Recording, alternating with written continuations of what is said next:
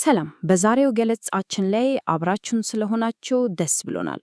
ዛሬ እንግዲህ በዓለም ዙሪያ በጣም ታዋቂ የሆነውን የሼፍ ኬራን መጽሐፍ ዩ ካን ዊን ወይም ማሸነፍ ይችላሉ የሚለውን እንመለከታለን።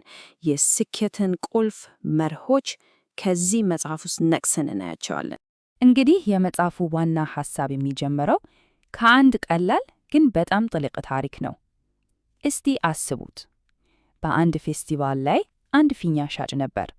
አንድ ትንሽ ልጅ መጥቶ ይህን ጥበብ የተሞላበት ነገር ጠየቀው። ታዲያ ያ ጥያቄ ወደ እኛም ይመጣል። እኛንስ ወደ ላይ ከፍ የሚያደርገን ምንድን ነው? ጥያቄው ቀላል ይመስላል አደል? ግን መልሱ እጅግ በጣም ኃይለኛ ነው። እሱም አመለካከታችን። እሺ፣ አመለካከት እንዴት ነው የስኬት መሰረት የሆነው? ያያችሁ፣ አመለካከት ዝም ብሎ አንዱ የስኬት አካል አይደለም። ከዛም በላይ ነው። የስኬት መሰረቱ ራሱ ነው። እስኪ ለምን እንደሆነ በትልከት እንመልከት። እስኪ በጣም ያስገርም ነገርኝ። የሃርቫርድ ዩኒቨርሲቲ አንድ ጥናት አድርጎ ነበር።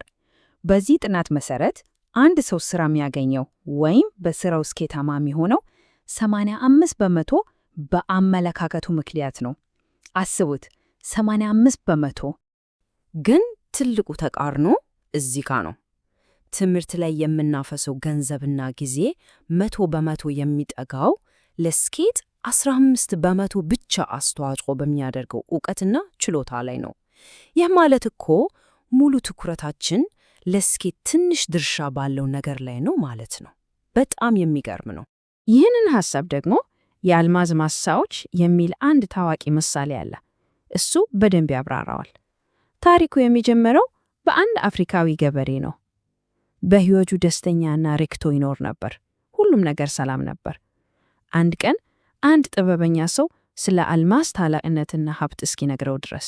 ያንን ከሰማ በኋላ የገበሬው ልብ በሀብት ፍላጎት ተነሳሳ እና ምን አደረገ መሰላችሁ? የነበረውን ሁሉ ማሳውን ሳይቀር ሸጦ አልማዝ ፍለጋ የዓለምን ጫፍ እስከ ጫፍ ለዓመታት አዞረ።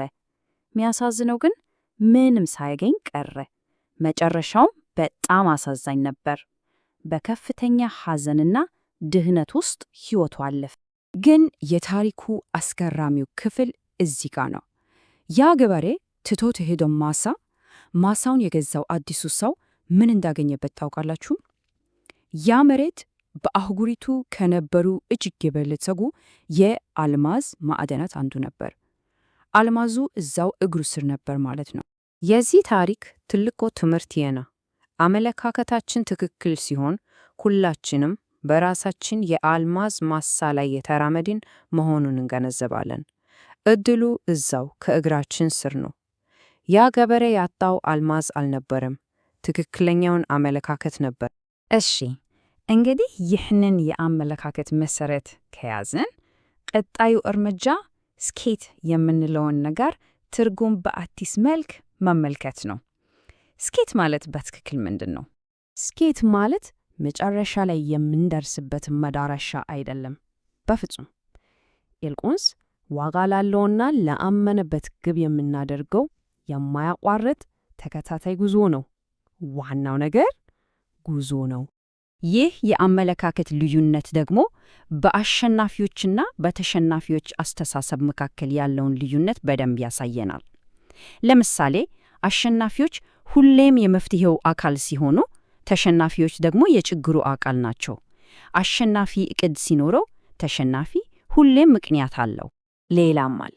አሸናፊ ከባድ ሊሆን ይችላል ግን ይቻላል ይላል።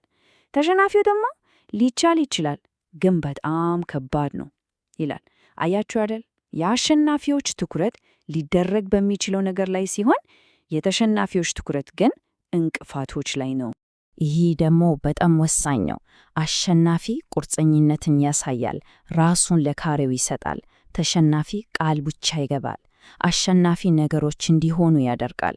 ተሸናፊ ደግሞ ነገሮች በራሳቸው ጊዜ እንዲሆኑ ይጠብቃል። ልዩነቱ የሰማይና የምድር ነው። እሺ፣ በጣም ጥሩ። ታዲያ ይህንን የአሸናፊነት አስተሳሰብ ለመገንባት የሚያስፈልጉን ቁልፍ መሳሪያዎች ምንድን ናቸው? ምን ያስፈልገናል? መጽሐፉ 3 ቁልፍ ባህሪያትን ያስቀምጣል። ፍላጎት፣ ቁርጠኝነት እና ጽናት። ግን ሁሉም ነገር የሚጀምረው ከመጀመሪያው እና ከሁሉም በላይ አስፈላጊ ከሆነው ነገር ነው። ይህችም የሚነድ ኃይለኛ ፍላጎት ነው። ሶቅራተስ ለአንድ ወጣት እንዳለው ነው፣ ስኬትን ልክ እንደ አየር ለመተንፈስ በምትፈልገው መጠን ስትፈልገው ያኔ ታገኘዋለህ። ፍላጎት የሁሉም ስኬት መነሻ ነጥብ ነው። ደካማ ፍላጎት ታላቅ ውጤት በፍጹም ሊያመጣ አይችልም። እሺ፣ ፍላጎት አለን፣ አመለካከታችንንም እያስተካከልን ነው። አሁንስ በዚህ ጉዞ ላይ ጉልበታችንን ጠብቀን ለመጓዝ ልንወስድ የሚገባን ወሳኝ የመጀመሪያ እርምጃ ምንድን ነው? ለዚህም አንድ ጥሩ ታሪክ አለ። ስለ አንድ እንጨት ቆራጭ ነው። ይህ ሰው ምንም ያህል ጠንክሮ ቢሰራም፣ ምንም ያህል ሰዓት ቢያረዝምም የሚቆርጠው የእንጨት መጠን እየቀነሰበት መጣ። በጣም ግራ ገባው። አብሮት የሚሰራው ግን ከሱ የበለጠ ይሰራ ነበር። ስለዚህ ሄዶ ምስጢሩን ጠየቀው። የሥራ ባልደረባው ምን አለው መሰላችሁ? እኔ እኮ አንድ ዛፍ በቆረጥኩ ቁጥር 2 ደቂቃ አርፌ መጥረቢያዬን እስላለሁ። ምስጢሩ ይህ ነበር። ጠንክሮ መስራት ብቻ ሳይሆን በጥበብ መስራት።